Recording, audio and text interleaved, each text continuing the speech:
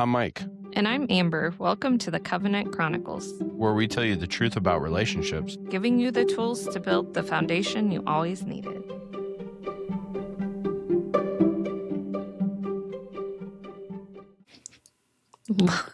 Welcome back to the Covenant Chronicles. You don't sound too confident in that one. I mean, you made me laugh right before, so Oh, I'm good at that sometimes. sometimes. Yeah. So what are we talking about today? Your favorite subject? Yeah. Ish. That didn't sound super confident either. Oh, my land. Yeah, we're going to talk about what a covenant is today. Can we make this like a movie and just like cut, restart? Is that not how this works? I mean, we can cut stuff out, yeah, but...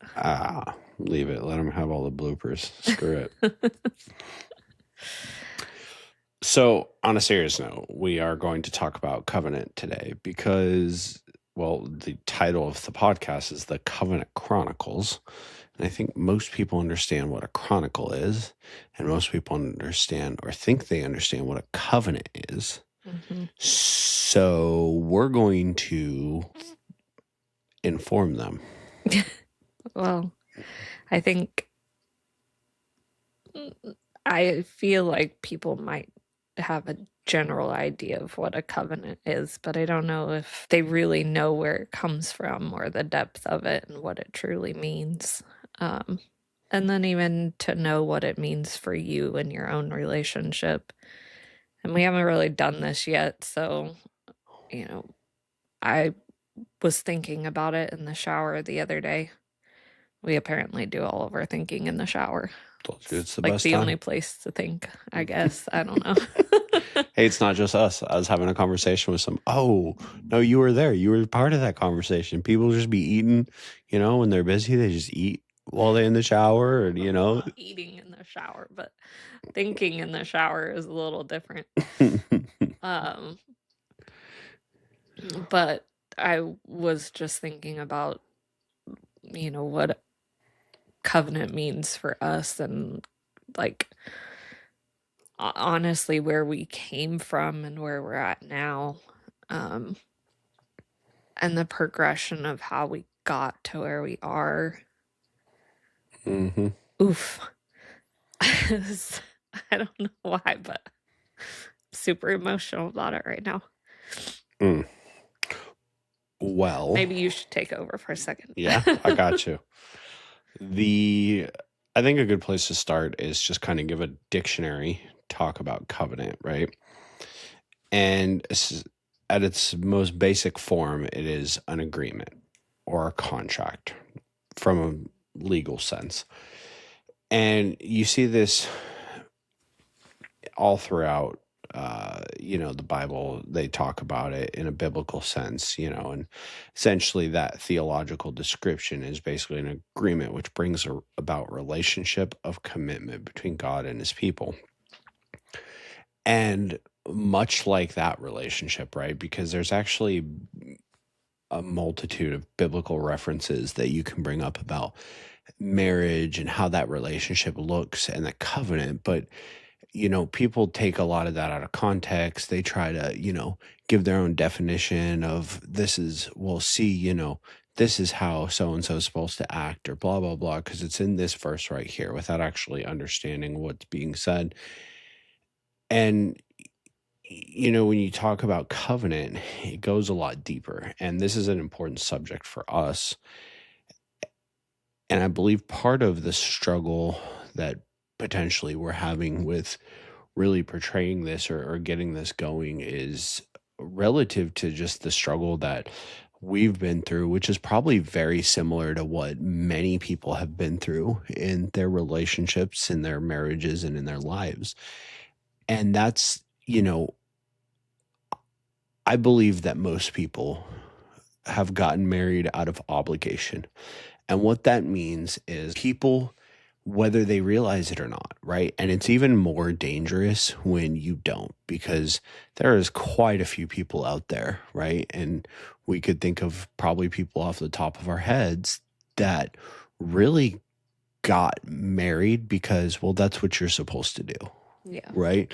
Without an actual deep, like, hey, this is the person that I'm in love with. This is the person I'm going to marry. This is the person I'm going to build a covenant with. And in most cases, that part about the covenant is vastly misunderstood. We've talked about this and making this mistake in our previous marriages in which we didn't understand what a covenant meant to us. We didn't know what that was going to be, and essentially, when you build a true covenant, that is a binding contract, right? Like that can't be broken.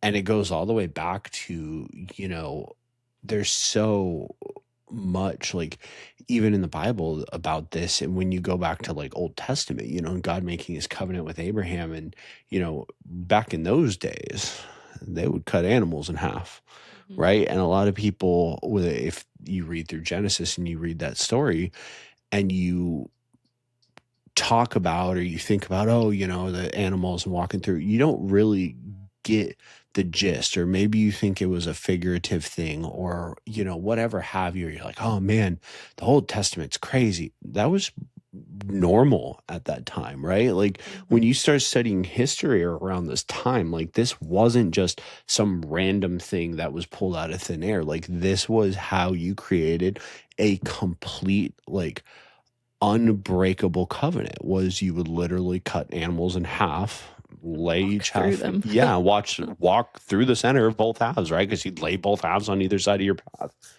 And when you hear this story, you hear right before they pass through, basically, God puts Abraham to sleep, Abraham passed out asleep, right? I guess it's assumed. It doesn't say that God specifically did that, but the assumption is that potentially he did that. And there's a lot of speculation around the fact that he did that because he knew, right? He knew Abraham couldn't 100% hold up to his side of the covenant. However, God still passed through it to hold up his side of the covenant, right? And you see that, and you see where, like, he continued to make covenants, and no matter what the other side was, right? When you go later into it and you start talking about, Israel and the northern and southern kingdoms and how all that breaks apart, right? And you look at the fact that, well, the northern and southern kingdoms were exhibiting the same behavior, right? God didn't divorce the northern kingdoms the northern kingdom and those 10 tribes because they were any worse than the southern kingdom, right? He divorced them because they were all acting a certain way. And he flat out told them, hey, I'm no longer your God and you're no longer my people. But he had a covenant with the southern kingdom, right? And if I'm not mistaken, I believe that was specifically with David in that specific example. And the thing about that is an understanding that is, like, when you see that, when you understand that you can get married, but getting married is a piece of paper that the government gives you that gives you tax benefits. Yeah. Right? It is a legal status under man-made law. Other than the piece of paper and whatever value man puts on it, it's essentially worthless, right? Yeah. Without having a true covenant. And when people understand that, when you understand, hey, no, I am creating this covenant, right? And we have examples of that where we have came to points that, a lot of other relationships would be broken. Heck, our own relationships in the past would have been broken, right? But it was the covenant that we made that we said, no, this is solvable. We work through it, right? Because we have made a covenant to be partners, right? We didn't just go sign a piece of paper to say, well, we get a tax deduction now, right? And we even had a lot of debate of whether we were going to do the physical paperwork and what that would look like. And we were both kind of okay with it not. But at the same token, I said, no, I wanted to make sure that should anything happen to me, right, like you were taken care of. And there was a purpose behind what we did. And, as far as that side of things in the legal paperwork, you have to really decide what fits your situation, right? But that's not the important part. Like, that's not the part that bonds you together, right? Yeah. You hear it all the time from men, especially about, oh, well, if she leaves, she's going to take half. If you're staying in a situation because you're worried about a woman taking half, like, you need to reach in your drawers and find what's supposed to be hanging there. Because at the end of the day, like, you need to be in a position that you can rebuild from ground zero. And if you are that scared of losing half of your crap because and you're staying because of that, like, you got a lot of work to do, right? That's not what keeps you there. That's not what bonds you, Yeah. right? That's not what says, like, this is us. We are one. We're joined together as one, right? Because that's what that covenant, when you look at it from a biblical standpoint, and you see these marital references, right?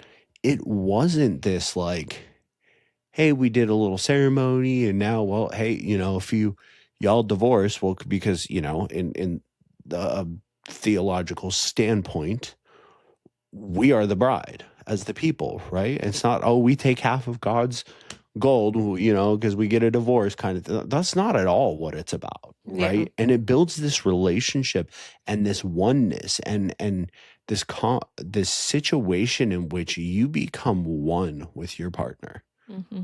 right? And that's where the covenant comes into place. That when you truly understand that, right? We've talked about it in men's group and we've talked about all this different stuff. And, we talked about it on the podcast before about different roles inside of the relationship and this situation in which, there's certain things that you handle and certain things that I handle. But also we function in a very uniform way in the sense that just because I handle it or just because you handle it doesn't mean we keep the other person blind. Yeah. And when it comes to things, right? I mean, shoot, we had a disagreement last night, right? Like that was one of the worst ones we've had in a long time. But how did that end, right? It was that I refused to go to bed upset.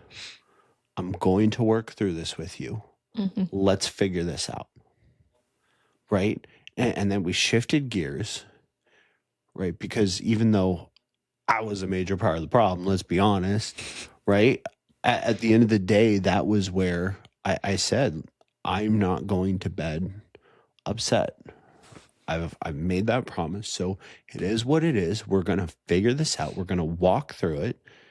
And at a certain point, I just shut the heck up and listened to what you had to say, was able to identify, okay, wow, like this is a part of our relationship that we had worked through pretty well in the past and that we've gotten through. But this stuff came up for a reason because there was something here that we needed to work on. It's being brought to light and now we can work on it together, right? Yeah. But it was that covenant that we've created that didn't create this like, okay, screw you, I'm done, right? It was that covenant of us saying, no, I have a commitment, I have a contract, I have a bond with this person. We're going to fight this problem together, right? Yeah. And that, I think when people really start researching what a covenant is and not so much this worldly, like, oh, well, I have a piece of paper that says we're married, right? I got a marriage certificate. Cool. That marriage certificate's about as valuable as toilet paper, Yeah. right? Like, it is the value in the covenant that you create with your spouse, with your partner. That is the contract. That is the bond between you guys, not a piece of paper that the government says, hey, now you're supposed to share, like kids in a sandbox, like dad telling you got to share your toys, right? Like, that's not what makes a covenant. I think so. I'm going to try not to get emotional again, but the reason that I was getting emotional thinking about it is because, well, for one, we did have a pretty big disagreement last night, and it brought up some stuff, and like we've worked through that, and I'm glad you brought it up because I felt like, that was probably something we needed to throw in here to kind of talk about, because it's good for us to be like open and honest and not be like, oh, we're perfect all the time, because we're not. Like, we still have things that come up. And even with the stuff last night, like looking back, I'm like, I don't know how we got from point A to point B and what happened in our disagreement last night, because it honestly, like, I, I can look at it from two perspectives and see like how it got there. But regardless, like, it didn't end super well, but then we did come back together and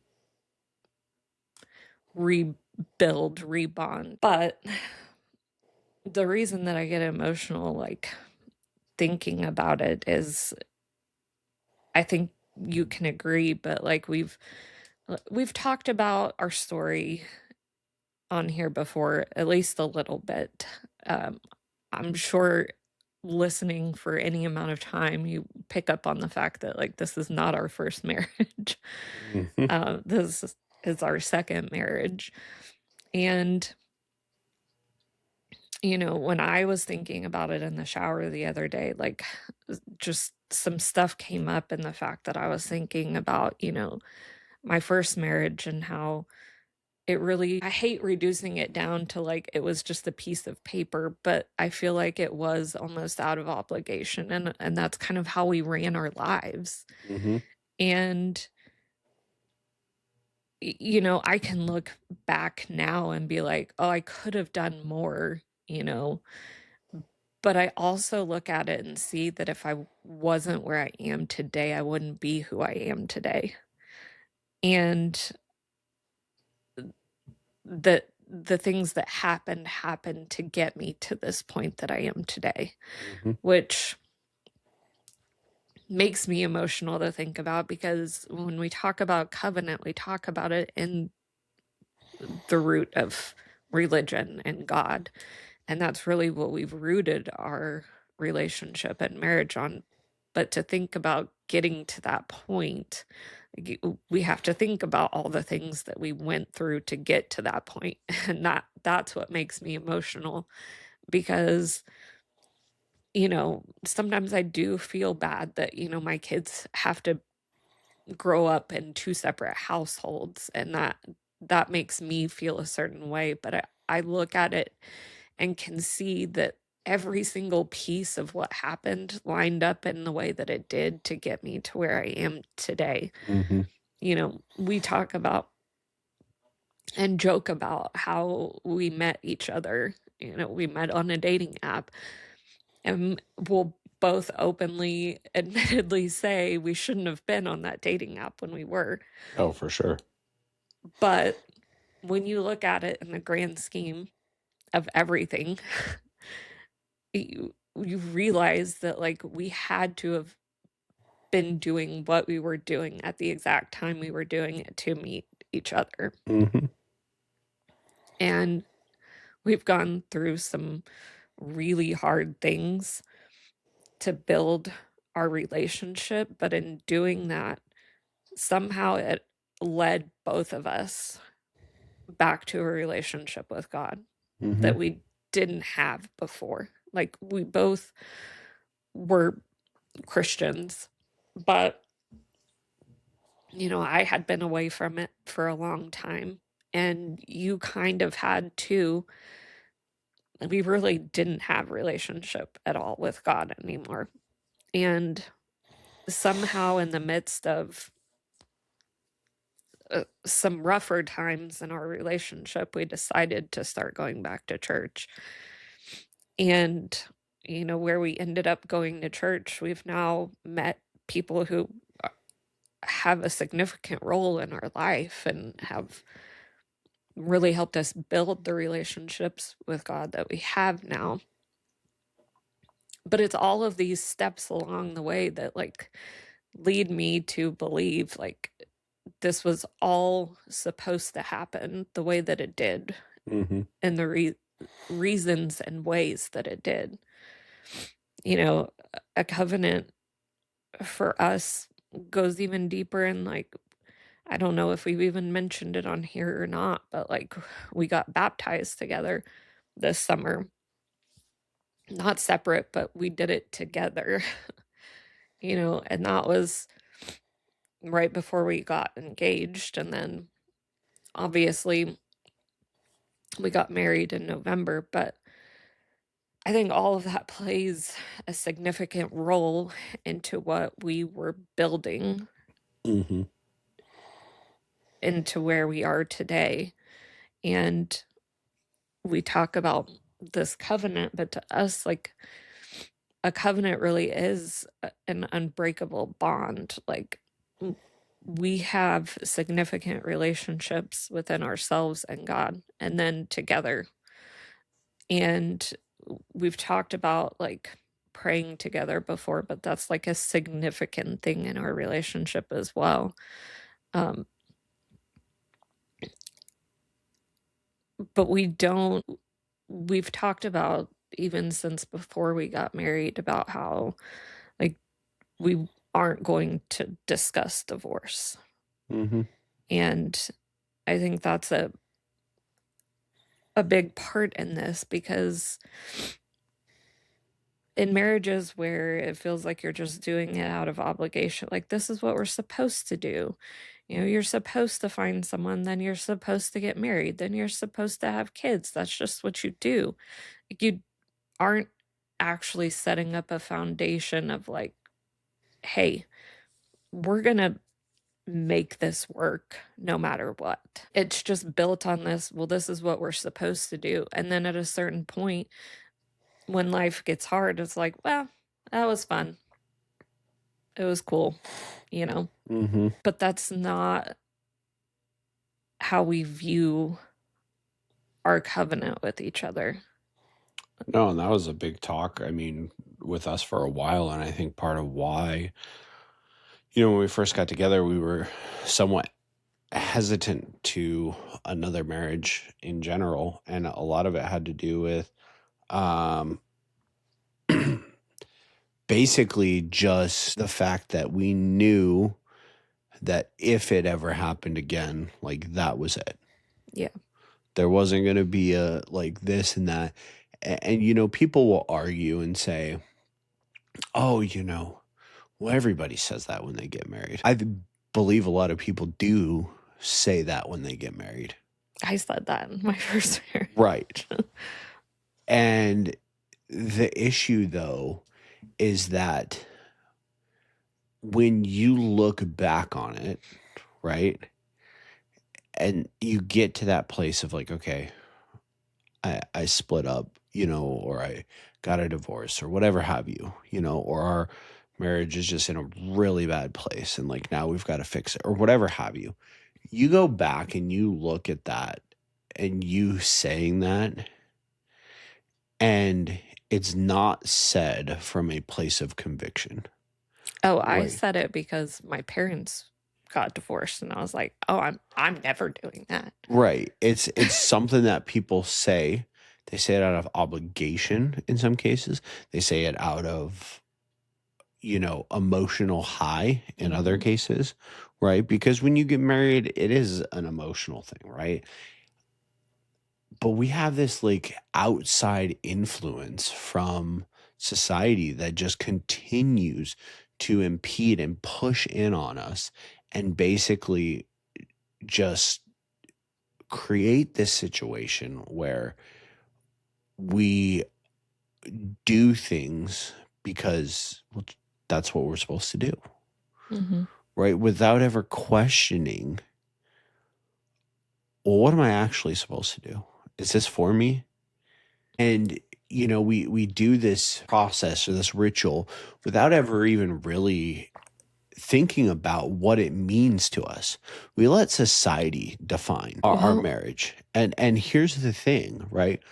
Because we've talked about this, and everybody's view of marriage is going to look a little bit different.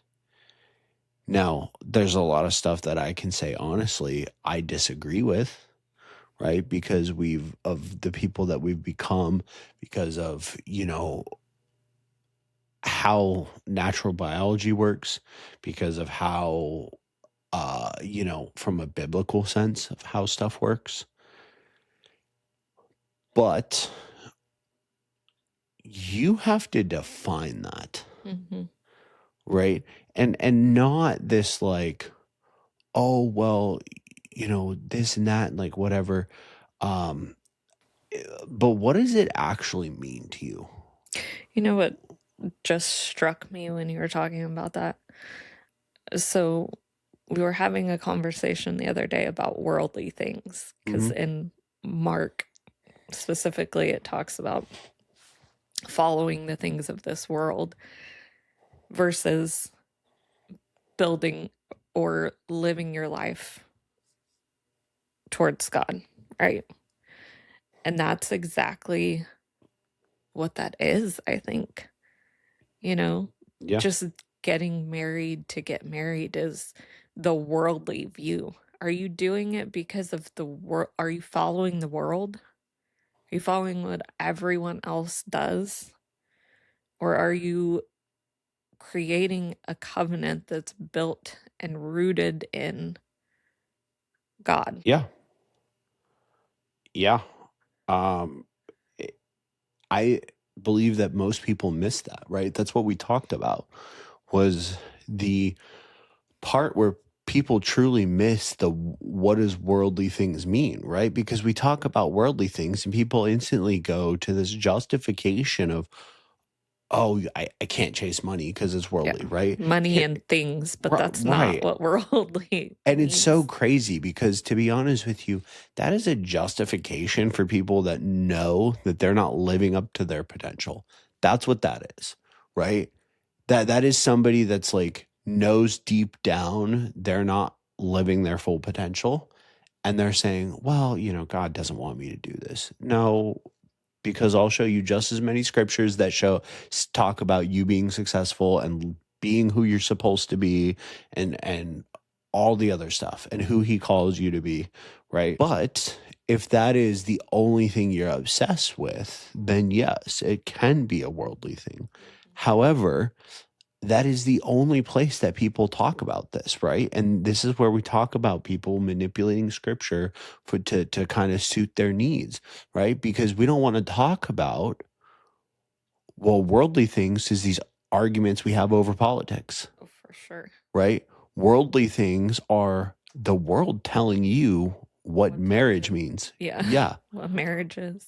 Right. And these are the things that people need to understand, right? Because it doesn't just apply to the parts of your life you want it to apply to. It applies to all of it. So what have you been ignoring, right? And when you're building this covenant, people, we've said this before, and I truly believe that people think that or have this disconnection of what it means, right? It's like we talk about when people go to church. They go to four walls and a roof on a Sunday. They hear something, they nod their head for whatever amount of time, and then they don't know how that means to walk it out, right? Yeah. Because and it's given in the word, right? Let's be honest, but we're not going to go down that rabbit hole tonight. The flip side to that is that it's the same thing with our relationships and with our marriage, right? Is we continue to say, okay, well, I'm going to be married. I'm going to love this person. I'm going to call them my wife or my husband. But do you know what a covenant means? Do you define that?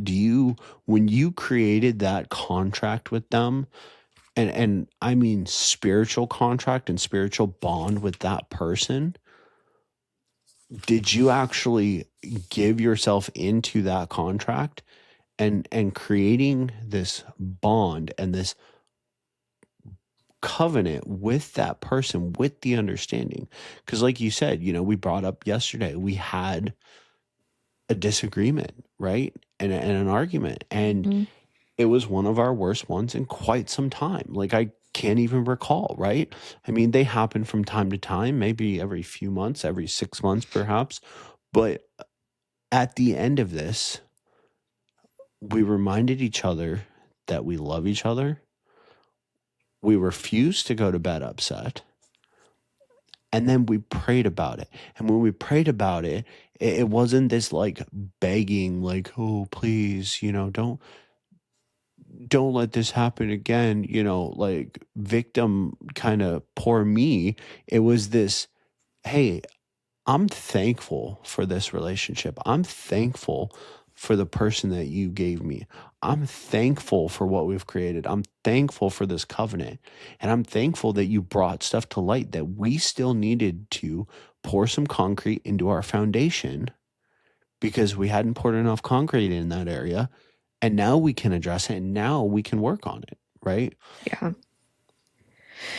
Yeah, I pulled up 1 Corinthians 13, and I sent this to you earlier today, but it's crazy because when you do start actually rooting your relationship in God and you start seeking things in the Word, you will find how you should live, right? Mm-hmm. And 1 Corinthians 13 is literally a roadmap for how you should love. Not just in your relationships. I believe it's love as in being, how Mm-hmm. you should be with everyone, right?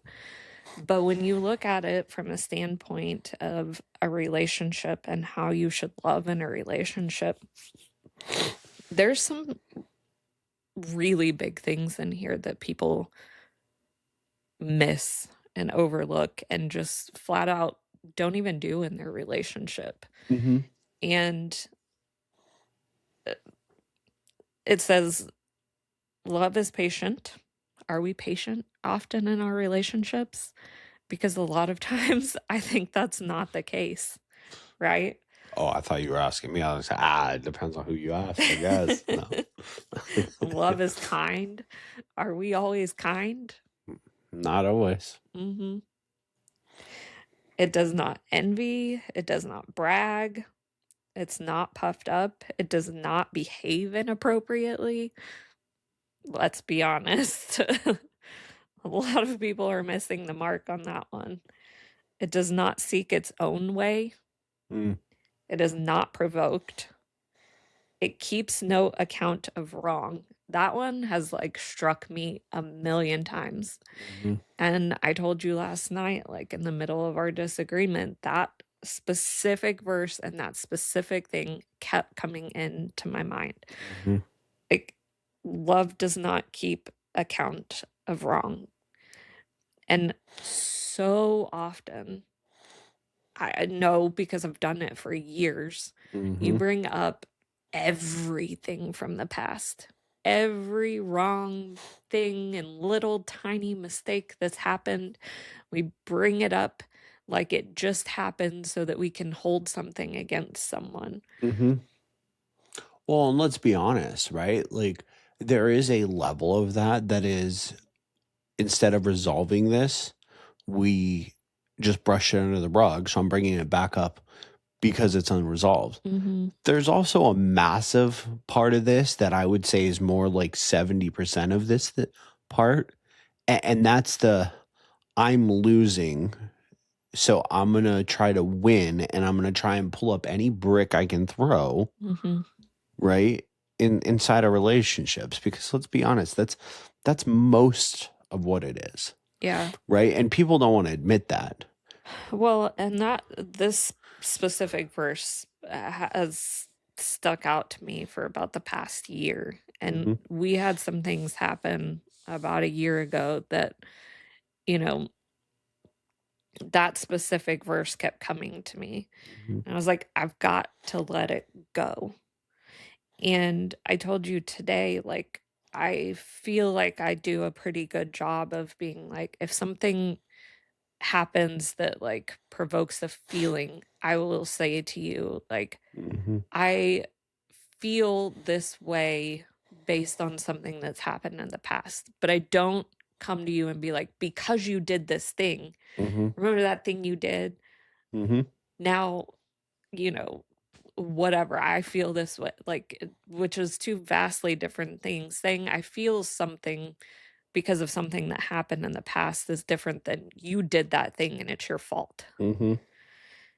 And I feel like if people would start changing that in their relationship, because yes, we are human and we have emotions and we have feelings, and unfortunately or fortunately, I don't know, the way that our minds work, it holds on to feelings. Mhm.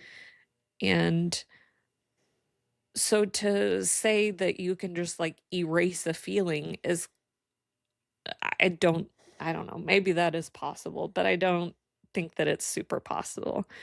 But I Mhm. think there's a massive difference between saying that like you feel a certain way from something versus holding on to grudges. And I think that's where we miss the mark a lot in our relationships with our spouses. And I feel like if that's one that could get worked on, a large majority of relationships would really thrive. Yeah, I mean that's that First Corinthians there, 13, 1 through 13, I believe is what you're referring to. Yeah. Um, it's on our wall. So don't be all impressed. I'm not that good. But that's her favorite, so it's on our wall. One of your favorites, I should say. But the reality is, right, is like there's the instructions, right? Yeah. Let's break that down. You are becoming a new being of one with this person. When you build a covenant, it's no longer two of you just doing whatever and cohabitating. Mm-hmm. Because if that's what you're doing, don't waste your time getting married. Save your money on the ring. It is what it is, right? Save your money on the marriage. Don't spend the money and just keep cohabitating. Right. You are two beings that are creating one, something new. Okay. And when that occurs, just like in a biblical sense, right? Your past transgressions are washed away. And now you're showing up differently. You're being somebody different. And if you do stumble in the future, it is forgiven, just like it's talked about all through the Bible, right? Well, even here, let's go further. Okay. It does not rejoice over injustice, but rejoices in the truth. It bears all things. Mm-hmm. It believes all things. It hopes all things. It endures all things. Love never fails. So if we're talking about being in love, if we are being love to our spouse, to our significant other, we're saying this is going to endure all things. Not just when we're happy, not just when everything is great. It's going to endure all things. And my love is not going to fail. Like I might feel something, but the love is not going to fail. Mm-hmm. And I think that's where we get so lost, because we think love is the feeling. Love's not the feeling. Love is what you have, what you give.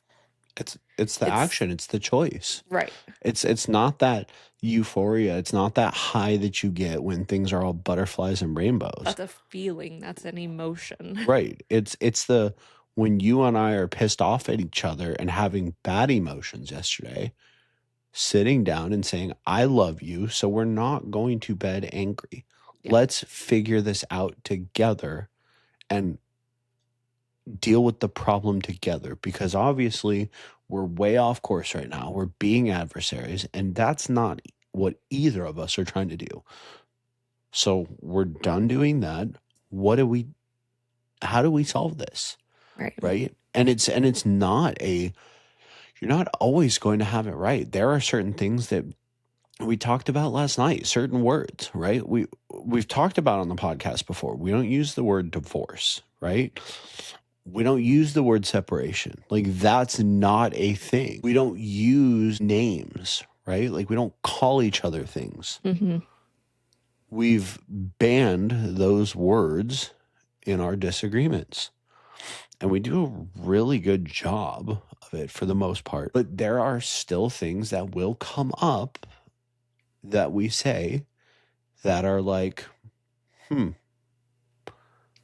we need to ban that. Mm-hmm. Because even though it's not these other things, it is along those lines and still walking a line that we shouldn't be walking. Right. And we did. There was words last night that were like, hey, we're banning these. Yeah. You know, it's not something that we say all the time. It's not stuff we used, but there were certain things that did come up. It's like, okay, we're banning these now too. These are on the no say list. Mm-hmm. Right. And that's the part that people need to understand, is like, when you're building a covenant, the love is this choice, right? The covenant is that contract to say, it doesn't matter what we disagree on, I'm going to choose you. And if both parties are not on board with that, then why are you getting married? Mm-hmm. Right? And this isn't a say it or take it lightly, or, you know, if you're a woman, you see it a lot of times where there's like pressure from family or friends of like, oh, you need to, you know. Yeah. Or on the guy's side, typically it's a lot more societal, or like their friends, you know, sometimes family, but, you know, we typically don't listen to pressure from our moms, for example, right? Like, I mean, I'm sure it happens, but for the most part, it's not as big of a deal. But those are, stop getting married just to say you're married. Stop getting married because society said this is what you're supposed to do, and you're supposed to date, and now you're supposed to get married because it's the next logical step. Well, and if you did get married for that reason, and now you're, you know, struggling and you're looking for guidance or whatever the case may be, like, I don't think that because that's how you went into it, that that's how it always has to be. I think that you can build a covenant in your marriage. And I think that that does start with making a relationship with God, and that being like the priority in your relationship. I really do. And I think if you don't have that, that's where you should start. And start reading your Bible like it's a roadmap for you. Yeah. I don't think that it always has to be that way. So, you know, if you're listening and you're like, oh, well, I think I just got married out of obligation, it's okay. Like, I think you can change it if both of you are willing to do that. I think, you know, whenever I look back, I mean, I guess I can't say it for you definitively, but for me, like, I think that's why my relationship did end, is because I don't think that that could have happened. And I think, we talk about God and being an all-knowing being. Like, I think that he knew that that wasn't going to happen. And so he sent me down a road that he knew would lead to where we are today. Yeah, I would probably agree with that on my side. I can't definitively say like yes or no to what would or would not have happened, but I can probably say with a pretty credible amount of evidence that for us to both define what a covenant truly means and start living that out in any reasonable amount of time wouldn't have been a possibility, Yeah. you know? And so, like, I think that I think if that's the road you choose to go down, there might be a possibility that, like, your partner isn't willing to go down that road also. But I will say, like, we're getting very biblical tonight, but that's really what this is rooted in. Like, if that's the case, God already knows that and he has a plan for you. hmm No, I mean, I agree, and I see people struggling with so many things in their relationships. There was one recently where somebody I know is struggling with something, and I remember thinking about it, and I'm like, yeah, you shouldn't be doing that, but like, really, that's the reaction. That's what we're doing. Like, you guys weren't married that long ago. And it's something silly. I'm not going to put anybody on blast. I will tell you off the podcast. You're going to laugh. You're going to be like, really? Um, eh, but the more I examine it, the more, uh, one, being confident in yourself and being congruent with who you're called to be is a massive part of it, right? And having that confidence, like I said, I mean, especially if you're a guy, right? Like if you're getting married because, oh, well, I have to because everybody else says this is what, or, you're basically in this situation because, well, if, you know, if I can't, walk away, blah, blah, blah, like, dude, you need to go watch Shorzy. That's what you need to do. He'll tell you what to do.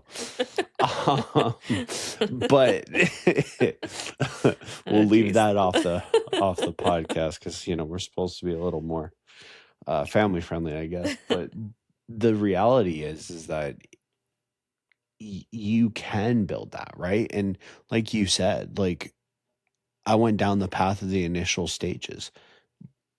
Stop getting married because you're told that's what you should do. Right? Figure out what a covenant is to you and how you're going to live that out every freaking day in your life.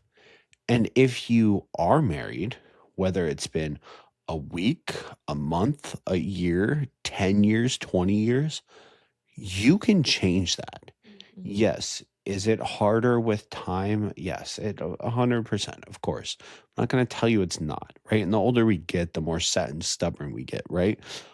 But you can change that. Mhm.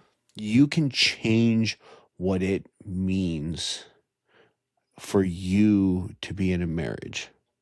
And if that, whatever that looks like to you, making that commitment, I think it needs to be a little more involved than just saying, hey, I'm going to choose to do this today because it's not human nature, right? How many times do we set goals? We've talked about that crap and the G word that we don't like, right? How many times have we done that and it doesn't work out, right? I'm not saying you have to go through a big, massive wedding and renewing of vows and all that stuff. I mean, maybe that is what you choose to do, right? Maybe that's what you have to do to shift gears for you and your partner. Maybe it's some other act of like covenant, right? There was always something, like when you look from a biblical standpoint, there was always something that signified the covenant. It was never just a, hey, we're going to have a conversation. Yeah. Right? There was always some type of major something that signified this. Mhm. And so you need to do that, and you need to understand and put the importance behind it that is really meant to be there. And you need to take the time to go understand what a covenant is and what it should be. Because when you make that contract with that person, this spiritual contract, it's funny because when you talk about this, you talk about, even just having sex with people, right? Mm-hmm. And you go look at like what that actually looks like in the Bible. There is a tie that ends up there Mm-hmm. from that, right? And people wonder why, like when you go out and you have a ton of different partners, why we get desensitized, or why there's certain things that occur, or why this or that. And it's like, because you're choosing to make these bonds without actually understanding what you're doing, right? And so the same thing with your marriage or your partnership is, if you're going to create a true covenant with that person, which is what you should be doing if you're going to marry them, how does that look, and how are you going to walk that out every day, right? And like for us, we were against the idea of getting remarried until we hit that point. Our relationship wasn't perfect, right? And we didn't just like be like, oh, I want to marry her, and like the next day we were engaged and married, right? Yeah. There was a process from the time we talked about it to the time it actually occurred. And it wasn't an extensive amount of time, it was 6 months, But until we hit that point, like we were figuring out what that actually meant to us and what it looked like, Mm-hmm. right? And what we were going to allow, what we weren't going to allow, what our boundaries were. When we build this contract and we sign this, spiritual contract with each other, not the marriage certificate, but the spiritual contract, what is that going to look like? Mm-hmm. What is our commitment going to be? How are we going to show up every single day? And we do, right? And that's the difference. Like it's not always perfect. We talked about that. We screwed it up last night. Mm-hmm. But it was what came after. It was what came during. It was what came from that. That's the difference, right? And I mean, I guarantee you that if people started understanding covenant and they actually practiced covenant and really defined covenant when they were getting married, we didn't have the divorces that we have. Yeah, I mean, what is that statistic? Like only 1% of couples that actually pray together get divorced. Yeah, it's substantially higher comparatively to, I mean, statistics, right? Substantially higher, because it's, I think in the US it's like some 50% now of marriages end in divorce kind of thing. And but when it's 90. I've heard different statistics, but the consensus is basically 99% of marriages that pray together stay together kind of thing. Yeah. So it's kind of crazy. Yeah. It's a crazy statistic to think about. Well, and like I think there's something to be said from that, and putting that at the center of your relationship. We've seen these charts, and I'm not even going to begin to take credit for these. I've seen them all over, different people posting them, making them, and it's essentially a triangle, right? And it puts God at the top, and then it puts both spouses on either side of the legs coming down. And it's this image of, they have two, and it's like, well, the further away from God we get, the further away we get from each other, right? Kind of thing. And it's an inverse effect of like, you get closer to God, you come closer together. And it's, how true that is, because like in the sense of, even when we have issues, like we don't go complaining to our friends. Mm-hmm. Right? We don't go complaining to others about each other, right?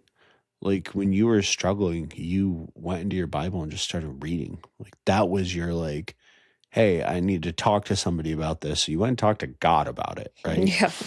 And like, I can say that at the point in which we do say, oh yeah, or it does come up to friends when we do talk about it, it's usually us together, or maybe it's just one of us. But, I can say that like when I talk about it, it's not this like, oh, Amber did this, right? It's, I screwed up. This is what I did, kind of thing, like admitting like I screwed up, and my part in it.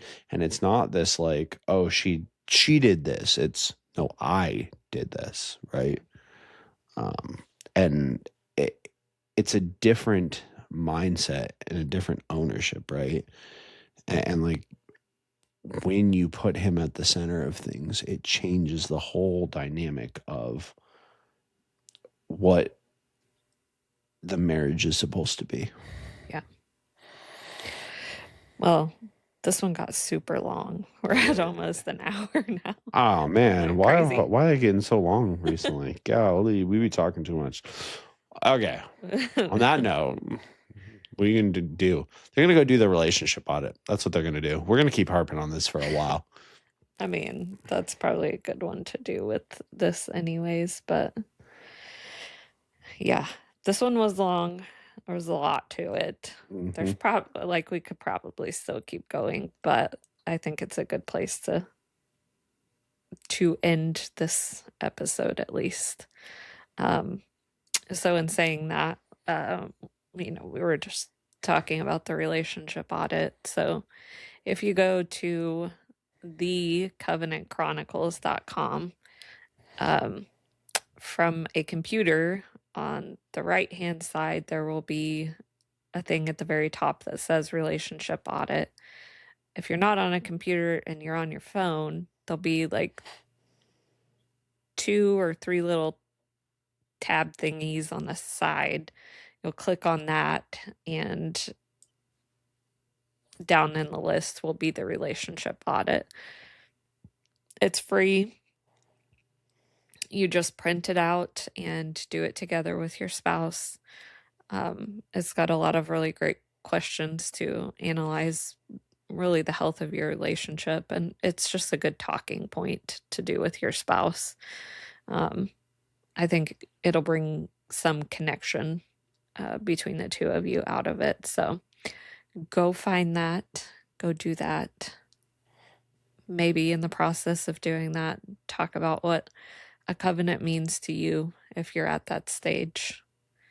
I think that would be a good place to start. Oh, for sure. Definitely.